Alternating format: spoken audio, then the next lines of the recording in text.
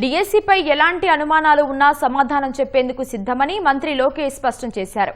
Tadepalli palace కు కూతవేటు దూరంలోనే ఉన్నారని, దమ్ముంటే చర్చకు రావాలని జగన్ కు సవాల్ విసిరారు. గొడ్డలి పార్టీ నేతల్లా బురద జల్లి పారిపోయే రకం కాదని స్పష్టం చేశారు.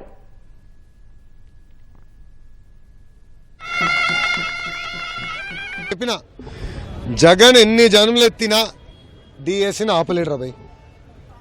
ఎందుకంటే పారదర్శకంగా నేను నడిపించా.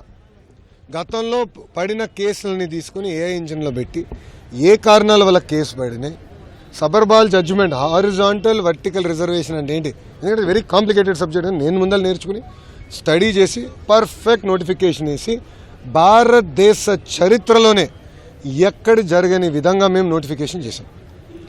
అందుకే 150 రోజుల్లో 16,000 టీచర్ పోస్టులు భర్తీ చేశాం. మళ్ళీ టెట్ ఎగ్జామ్ జరుగుతుంది, డిఎస్సీ నోటిఫికేషన్ ఇస్తాం, మళ్ళీ డిఎస్సీ ఎగ్జామ్లు జరుగుతాయి, మళ్ళీ టీచర్ అపాయింట్మెంట్లు జరుగుతాయి. దాంట్లో ఎలాంటి సందేహం లేదు. మేము సాక్షి క్యాలెండర్ ఇవ్వట్లేదు, జాబ్ క్యాలెండర్ ఇస్తున్నాం. 10,000 ఉద్యోగాలతో జాబ్ క్యాలెండర్ ఇస్తున్నాం. దయచేసి నిరుద్యోగ యువకులు చెప్తున్నా, there is something called vertical horizontal reservation. First time horizontal reservation అమలు చేశాం. అది తెలుసుకోవాల్సిన బాధ్యత మీ పైన నా పైన ఉంది. ఇది హారిజాంటల్ రిజర్వేషన్ పాటించకపోతే సబర్వాల్ జడ్జిమెంట్ అనేది ఉంది. ఆ జడ్జిమెంట్ అడ్డంగా పెట్టుకుని ఈ వైకాపా పార్టీ మళ్ళీ కోర్టులో వేసి స్టే తీసుకొస్తారు. ఈ వైకాపా పార్టీకి చెందిన నాయకులే 240 కేసులు వేశారు స్వామి. 240 కేసులు వేశారు. దాంట్లో 43 కేసులు ఇప్పటికీ కోర్టు డిస్మిస్ చేసింది, మిగతా అంతా హియరింగ్ చేసింది. నేను పారదర్శకంగా నడిపించాం, మా డిపార్ట్మెంట్ పారదర్శకంగా నడిపించింది. నాకు ఎలాంటి సందేహం లేదు, ఫుల్ ప్రూఫ్గా చేశాం.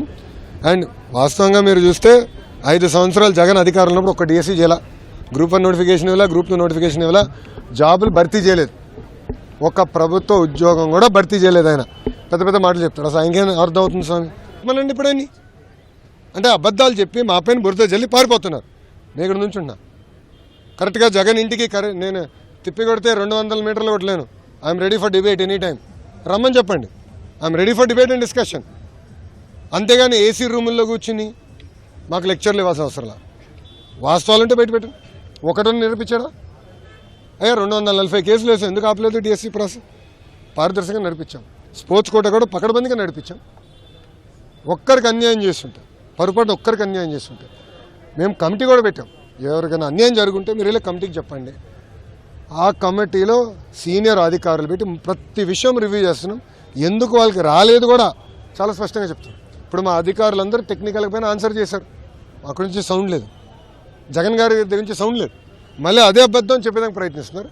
మేము ఇచ్చిన సమాధానానికి దానికి రెస్పాన్స్ మీరు ఇవ్వాలని నేను డిమాండ్ చేస్తున్నాను. మహిళల్ని కించపరిచే వారిని, తిట్టే వారిని తన చుట్టూ ప్రిజనరీ పెట్టుకున్నారని జగన్ ను ఉద్దేశించి లోకేష్ ఎద్దేవా చేశారు. మంత్రి అనితను ఉద్దేశించి గుడివాడ అమర్నాథ్ అద్భుతంగా మాట్లాడారని జగన్ కితాబు ఇవ్వటం దురదృష్టకరమన్నారు. కోడిగుడ్డుకి ఇండస్ట్రీకి కోడిగుడ్డు మధ్యన తేడా తెలియదు. ఇండస్ట్రీ ఎప్పుడు వస్తుందంటే కోడి ముందలు వచ్చిందా గుడ్డు ముందలు వచ్చిందని చెప్పి ఆనాడు మొత్తం భారతదేశం మనం చూసి నవ్వే పరిస్థితి. అందుకే ముద్దుగా కోడిగుడ్డు మంత్రి అని పేరు పెట్టిన ఆయనకి. ఆయన అలానే చేస్తారు.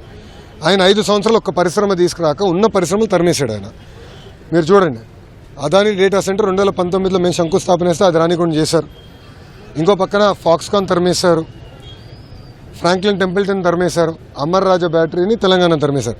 ఈరోజు మేము అధికారంలోకి వచ్చిన 2 సంవత్సరాల్లోనే భారతదేశంలో 100 రూపాయలు పెట్టుబడులు వస్తే 25 రూపాయలు ఆంధ్ర రాష్ట్రాన్ని ఎత్తుక్కుంటూ వచ్చే విధంగా చేశాం. అది తట్టుకోలేక కోడిగుడ్డు మంత్రి, గౌరవ హోంమంత్రి గారు ఆమె వేసుకున్న బట్టల పైన అట్లా మాడటం చాలా చాలా బాధాకరం. అంటే ఇక్కడి నుంచి అక్కడ నడిస్తే 1 కేజీ బరువు తగ్గుతారని ఎగతాళి చేస్తాం, చాలా చాలా బాధాకరం. నాకు బాధ ఏంటంటే మొన్న ఒకరు చెప్పారు, జగన్మోహన్ రెడ్డి అంట గుడివాడ అమ్మర్కి ఫోన్ చేసి చాలా అద్భుతంగా చేసామని చెప్పాడంట. అంటే ఎక్కడ పోతున్నారండి వీళ్ళు?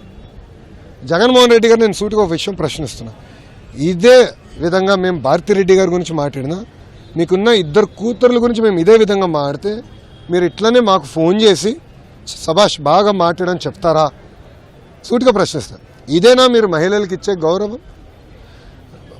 అధికారంలో ఉన్నప్పుడు మా తల్లిని అవమానించారు, బ్రహ్మని అవమానించారు. మేము తిరిగి అధికారంలోకి వచ్చిన తర్వాత మా కార్యకర్త పొరపాటున భారతిరెడ్డి గారి గురించి ఒక మాట అంటే సోషల్ మీడియాలో పోస్ట్ చేస్తే అతను క్షమాపణ చెప్తామే కాదు, అతన్ని జ్యుడిషియల్ రిమాండ్కి పంపించిన ఘనత కూటమి ప్రభుత్వం. అది మాకు మహిళల పట్ల ఉన్న గౌరవం. ఇప్పుడు ఒక రౌడీ షీటర్కి, ఒక ఫ్యాక్షన్కి, ఒక గొడ్డలి పార్టీలో ఉన్న గొడ్డలి బ్యాచ్కి మహిళల్ని గౌరవిస్తానే తెలియదండి. అందుకే చెప్పా, జగన్ పేరులో జీ అనేది ఉంది కదే, గొడ్డలి సొంత బాబాయిని లేపేశాడు. ఇట్లా వాళ్ళు ప్రజలను అవమానిస్తూ, మహిళలను అవమానిస్తూ, సొంత కుటుంబ సభ్యుల్ని చంపేసే పరిస్థితి వాళ్ళది. ప్రజల పక్షాన్ని నిలబడి మహిళల గౌరవం నిలబెట్టే సంస్కృతి మాది.